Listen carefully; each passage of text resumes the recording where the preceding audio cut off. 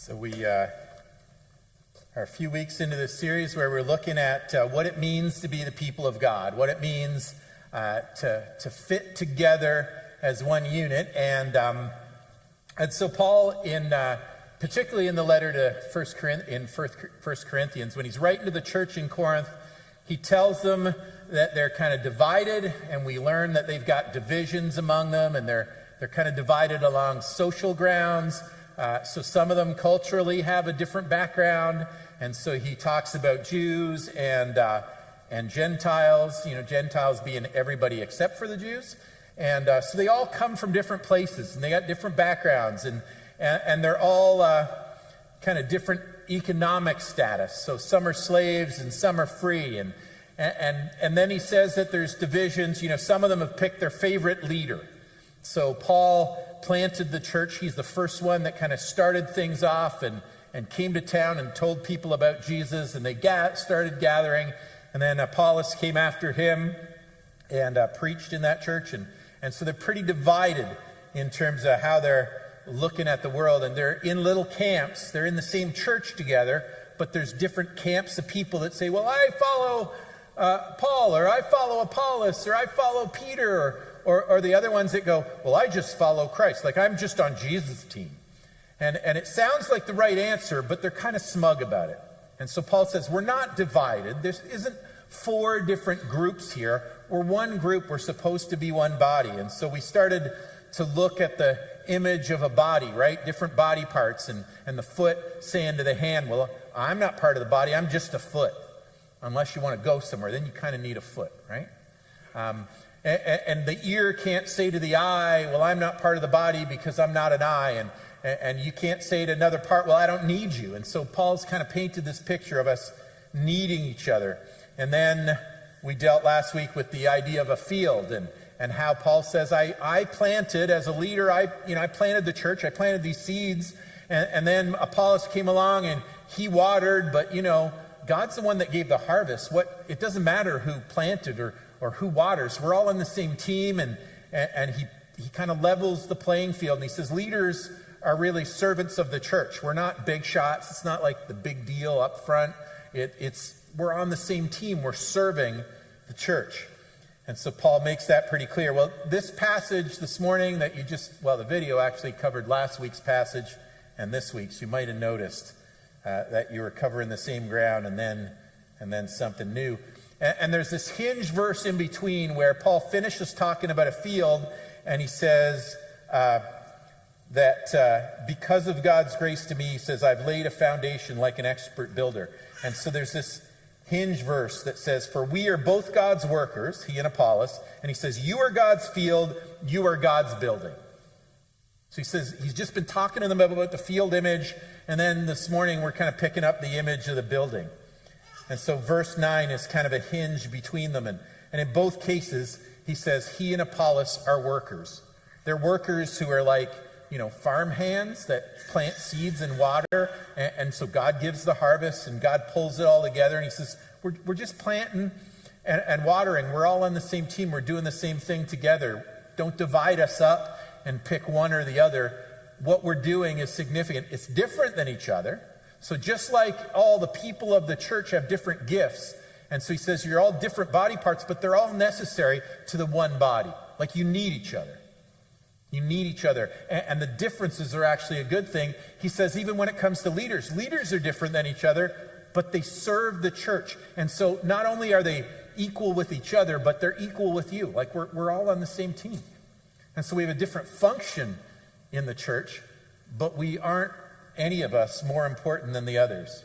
And we need each other. God doesn't give all the gifts to any one person, even and maybe especially pastors. We get some gifts and not others. And I need the gifts that you have, and you need the gifts that I have, and we work together, Paul says. And so then he goes on to say, because of the grace given to me, I have laid the foundation like an expert builder. Now others are building on it. So he's pointing out that with he and Apollos, he says, I laid the foundation and like an expert builder, but now others are building on it. Like I might have laid the first brick, but it's not a wall, right? It's not a building. It's not a full building. And so just like in the field metaphor, Paul says he and others like Apollos have different roles, but they work together with one single purpose of building.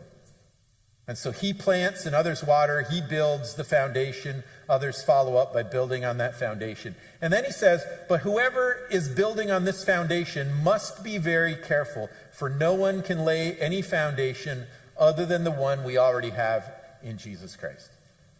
So he's already said, you can't build on any other foundation than God. He says here, but he said with the field that, he's the one that gives the harvest. You get the point here? So he's saying, I plant and Apollos watered, but God gives the harvest. Like he bats cleanup on all of that. And his role is way more important than me or Apollos. And here in the building metaphor, he says, I might have started with the foundation, but you get that Jesus was the foundation.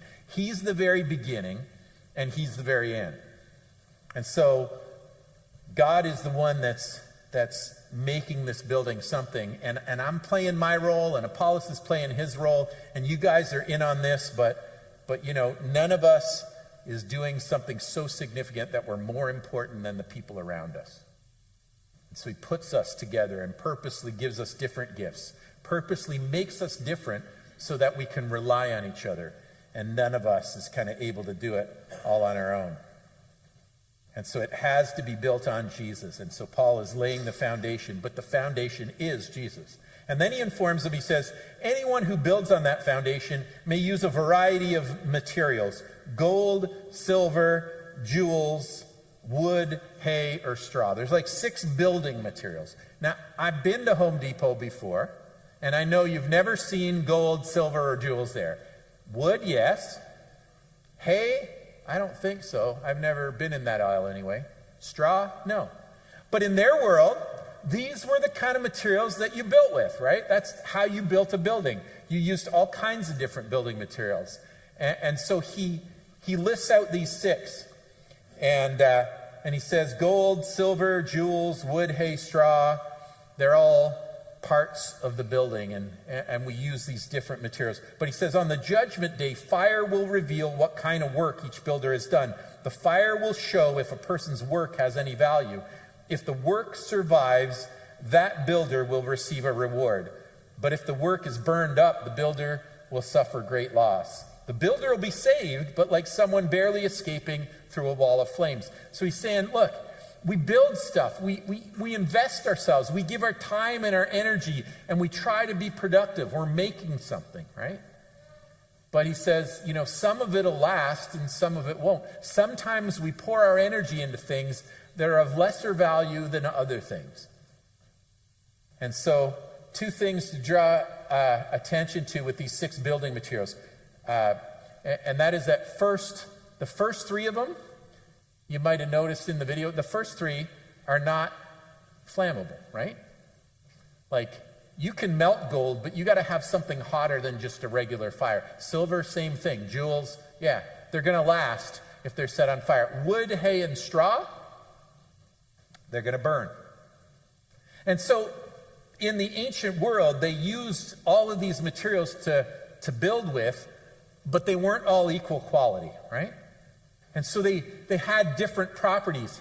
If you were building your house, wood, hay, and straw would be fine. You could build a dwelling where you're comfortable. You had to be careful with your candles or your lanterns because, the wrong flame near a piece of hay or straw, and that sucker's going to burn. And so Paul says, look, if we're the building, if we're building something worthwhile as the church, as a people, if we're doing that, you got to understand we're all building, but when we build something, some of it'll last and some of it won't.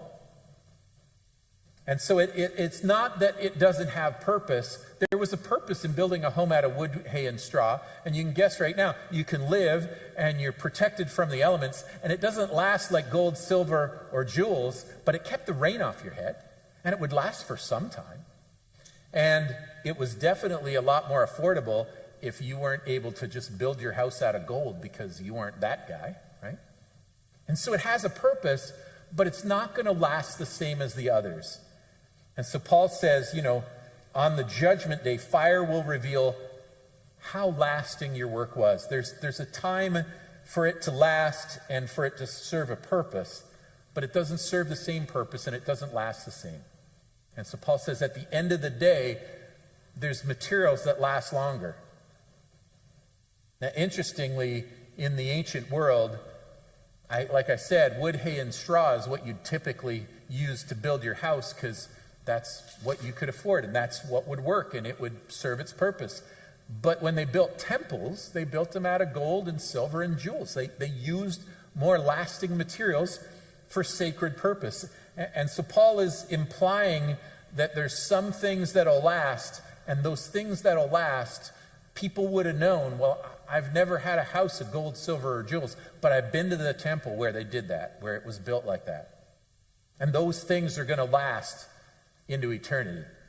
And so Paul's implying that there are things that are used for different purposes, and the things that last are the things that are of eternal significance, the things of God, the things that go on beyond this world. And that's why he jumps from hinting about how there's materials that burn and materials that last, and how the church should be built to last with these sacred materials. And Paul goes from talking about the church, the people of God, from being a field to being a building, and then he starts to talk about not just any kind of building, but a temple. And so he says, don't you realize that all of you together are the temple of God, and that the Spirit of God lives in you? God will destroy anyone who destroys this temple, for God's temple is holy, and you are that temple. You might have heard that image before. Paul's talked about this before, about the temple of God. And sometimes he's talked to people and said, like you guys, your body is the temple of God. Like God lives in your life. And when he's in your life, it enriches you. It makes you better. And you got to realize that you can't just treat yourself poorly because you belong to God and you have this sacred purpose. But that's not what he's talking about here. He makes clear that he's not talking about us as individuals being the temple. He says all of you together are the temple of God. He says when you're together, there's some sacred purpose to that. And you have a sacred purpose on your own as an individual, but you also have a different kind of purpose when you're united with the body of Christ, with the field that's God's field, with the building that's his temple, with this, the church. Not the building, but you. And see, we have this purpose together as one group. And so when he talks to the Corinthians, he says, the reason it's important that you not be divided into camps, that you not hang out with people who think like you and look down your nose at the other people in the group. There's a reason for that, because you are part of one thing and you need each other. You got different gifts, and even the leaders have different gifts, but you're all in it together. And so he says, together you're the temple of God. God shows up when you're on the same page in ways that he doesn't when you're divided. And so he says you're the temple, and the Spirit of God lives in you. Not you as an individual just, but in you as a people. And he can only live in us when we're kind of together on the same page in that way. And so he says we're made, we, not I and you, but we are made together for this sacred purpose. We've got this purpose in life that points people towards God. And so together as a church body, we're made for a purpose that's separate from our individual purpose. Now the Apostle Peter picks up on Paul's image of this idea of the temple, and he explains something new. He borrows this imagery from Paul, and in 1 Peter he says, you are coming to Christ, who is the living cornerstone of God's temple. He was rejected by people, but he was chosen by God for great honor. And you are living stones that God is building into his spiritual temple.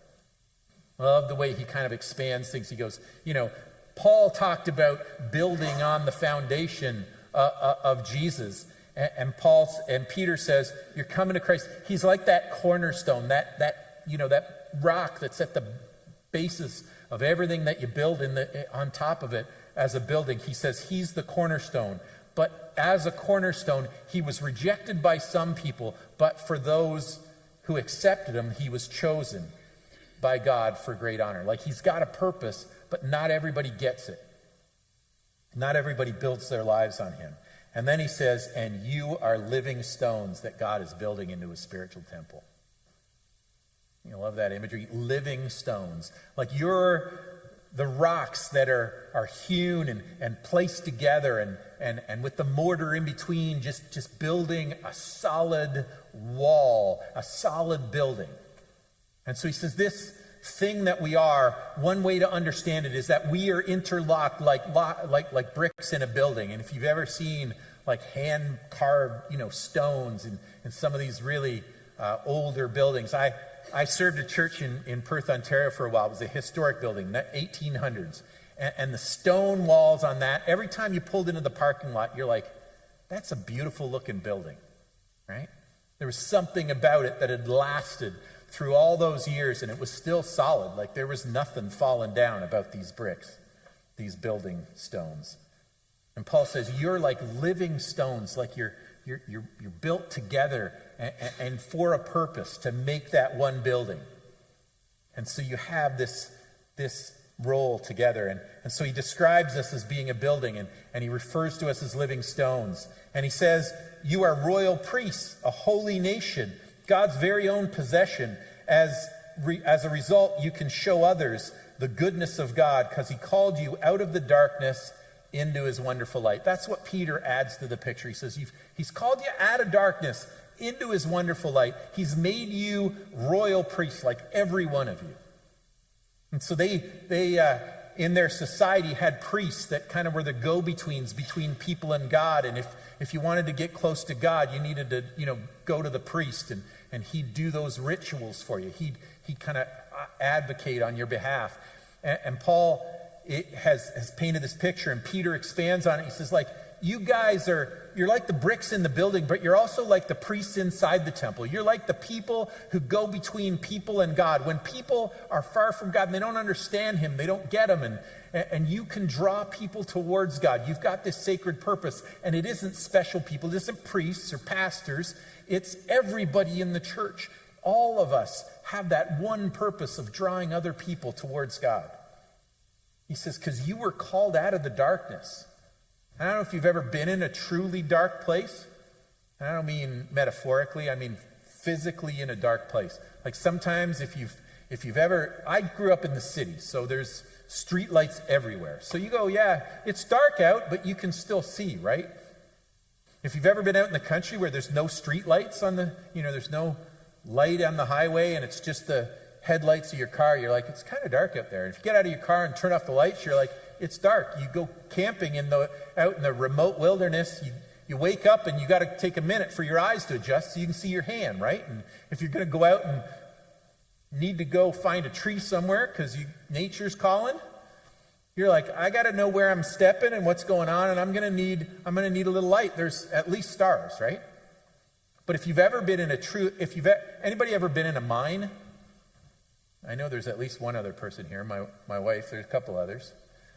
My first church I pastored was in Marathon, Ontario. I always said it was the geographic center of nowhere. It's like 4.5 hours to the nearest hospital. It was really remote. And it was a gold mining town. You think we would have got better offerings considering, but it is what it is. But it was a small church, and it was in a gold mining town, and guys in my church, they all kind of worked in the mines. So one time a guy says to us, well, you want to go see the mines? We were talking about it. He says, you want to tour the mine? I'm like, yeah, of course I do. So Roxanne and I went one day when he was working, and he was allowed to have some time to show us around the mine, and we went underground where it's like without the light of your helmet, it's really dark. And so we went at one point down this shaft where they'd finished digging, and there's nobody working down there, so there's no lights on in this tunnel. And he said, I just want you to try something. Just everybody reach up and flick off the light on your helmet. And we turned it off, and it wasn't like out in the country dark. There's no street lights dark. It was dark, like fully dark. If you've been in a dark room with kind of the shades drawn, it's nothing next to this. And if you ask Roxanne, she said afterwards, I turned off my helmet and I started to feel like I was going to fall over. Like I felt like I was off balance. And then I got really anxious. And I was like, yeah, I felt a little wobbly. I thought it was kind of cool, but it was like, it was disorienting because it was so dark. And that's the kind of darkness that Peter's talking about here. He says, God has called you out of the darkness into his wonderful light. Like the minute we flicked our helmets back on, it was like, there's light again. I got my feet under me. I don't feel like I'm going to fall over. I don't feel the darkness pressing in. And so he speaks to the whole church, not just leaders or pastors, and he says, you are that kind of light. Like you're people that are go-betweens for you and God. You're trying to help people understand who God is, who Jesus is, and you're all part of that one singular purpose. The reason that this temple is going to last, and he says the temple is not this building, it's not what we do as an organization, as a church, it's the people. He says we're living stones built together, drawing people in towards God and pointing to him. That's what priests do. And he says we're all priests. Like there's nobody higher than anybody else in that calling.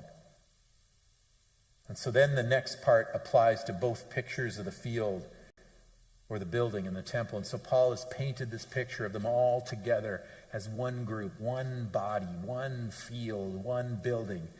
And especially the field and the building are really one passage, like I said, kind of hinged together in that one verse. And after he's given both images, he follows up with this. He says, stop deceiving yourselves. If you think you're wise by this world's standard, you need to become a fool to be truly wise. For the wisdom of this world is foolishness to God. As the scriptures say, he traps the wise in the snare of their own foolishness. He says, look, if you're walking around thinking you're smart while you're looking down your nose at all the other people in the body, in the church, among the people of God, if you're sticking with people who think like you and look at the world like you and serve the same purpose as you and maybe have the same gifts as you, you need to understand you need the people on the other side. Even if you say, I sit over here because I don't want to be around them. Like those people, do you know how they think? Do you know what they think it is? And so they'd all been divided and they'd all picked the leader they liked. And you know, some of them were going, well, Paul started this church and he really knows what he's talking about. Well, he does. 2/3 of the New Testament in the scripture is Paul's writings. And they were loyal to him, and that was good. But they were loyal to him, and then they'd look at Apollos and go, Apollos is nothing next to Paul. And other people were going, well, Apollos, by all accounts in scripture, he was a great preacher. Like he was really dynamic. And they went, well, I really like Apollos' his preaching's way better than Paul's. And I think Apollos is right on, and I follow Apollos. And others, it was, I follow Peter. He's the one Jesus said he'd build the rock of the church on. And then others were, I only follow Jesus. I only follow Christ. And of course, that sounds like the right answer, but it's smug, right? They're looking down their nose at the others. And Paul goes, we're all in this together. Is Jesus divided? Come on. We're all serving Jesus. And so Paul, Apollos, Peter, we're all subservient to Jesus. We're all following him together, but we are on the same team and on the same place. And you can't divide us up like that. That's not the right way to do it. And so when he says to them, stop deceiving yourselves, he says, if you think that you're better than everybody else and you've got it more right than other people and you're not valuing their gifts, that their differences, the differences that God gave them are so that they can serve you and you can serve them. And he's put us together for a reason. And so he says, if you're looking down your nose on them and thinking you're better than them, then you're missing the whole point of this thing. And you're not as smart as you think you are.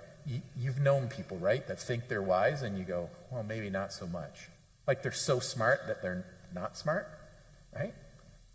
And that's what he's talking about. He says he traps the wise in the snare of their own cleverness. Like they're so clever, but they've kind of mixed themselves up. They're so smart, they've made up things and excuses for things and got themselves way off course. And so then Paul says, don't boast about following a particular human leader, for everything belongs to you, whether Paul or Apollos or Peter or the world or life and death or the present and the future. Everything belongs to you, and you belong to Christ, and Christ belongs to God. So he says, if you think you're smart and you've divided yourself from other people, and if you're looking down on them and you think you don't need them, you are wrong. And so he says, don't boast about following different leaders and divide yourselves up along those lines or anything else. Why? Because everything belongs to you. He says, even those leaders, they belong to you. They're there to serve you. They're not big shots. They're not way up there. They are part of the body, and they're there to serve you. And he says, they belong to you. They're there for the purpose of helping you. And he says, so is everything else. He says, not only do you have Paul and Apollos or Peter, whether Paul or Apollos or Peter or the world, that's no small gift, right? Or the world or life or death or the present and the future, all of those things, Paul says, belong to you. All of these things are for the purpose of building you up and for your use. He says, everything belongs to you. They're all for making your life enriched and pointing you in the right direction. But you belong to Christ. So they all belong to you. Even the leaders belong to you. But you belong to Christ, and Christ belongs to God. That Jesus is the center of it all. So before we get a big head and think, well, everybody's there to serve me, he says, you still have somebody to serve. You're serving Jesus, but we're doing that together. And so we serve each other, and we work together, and we're pointed at that one purpose, and the whole purpose is to point to Jesus and get people close to him, help them to see what we see in him. And so Paul says that's your whole purpose in life, and if you miss that, then you've missed the whole point of the entire thing. And so he paints this picture, and he continues to come up with images of a body and of a field and of a building, all to paint a picture so that they understand the importance of what they're doing and what they're called to. And to understand why what they're doing is important, but it's not more important than the people that they're in it with. And so he says, look, if you think you're wise, and you're so wise that you can cut other people in the body off, then it's like cutting off your feet and trying to get anywhere. I didn't mean it this morning, but I found out in coffee time, somebody said, did you know it was 17 years ago today that this building, I can't remember if they broke ground or it's when they dedicated the building, but we're on the 17th anniversary this morning of the building, and I end up talking about the church as the building. That was a big deal when we built this thing, I guess. I wasn't here for it. But, it was kind of a special moment. But these bricks and mortar, this sanctuary, it's nice. I'm glad we got a place to come, especially in the winter, because it gets pretty cold out there. But the building isn't the building that matters. The building that matters is the building made of living stones. And that is the essence of who the church is. This is not our church. This is our church. You are our church. And not you individually, but you as part of this together. You need others, and they need you. And the world needs us to be united in that purpose if they're ever going to see clearly who God is and how much he loves them and how much our lives are enriched when we know him and we follow him, and how we find our true purpose, and we're able to live out that purpose knowing what we were born to be, knowing who we really are. And Paul says that's what we're trying to achieve. We can't do that on our own. We aren't just individuals charting our own path. We don't just come here to get something, but really we're on our own in the world. You need them and they need you. Because that's what God is building us together to be. And so Paul says, look, I laid a foundation. I planted some seeds, and Apollos, he watered. He built on that foundation, and others came after that. But it's all the same building. It's all the same thing. It's just building up this and helping us to understand that we're part of something bigger. And that bigger thing has a bigger purpose than just me and just you. We are here for a reason. And we can make a difference in the world we live in.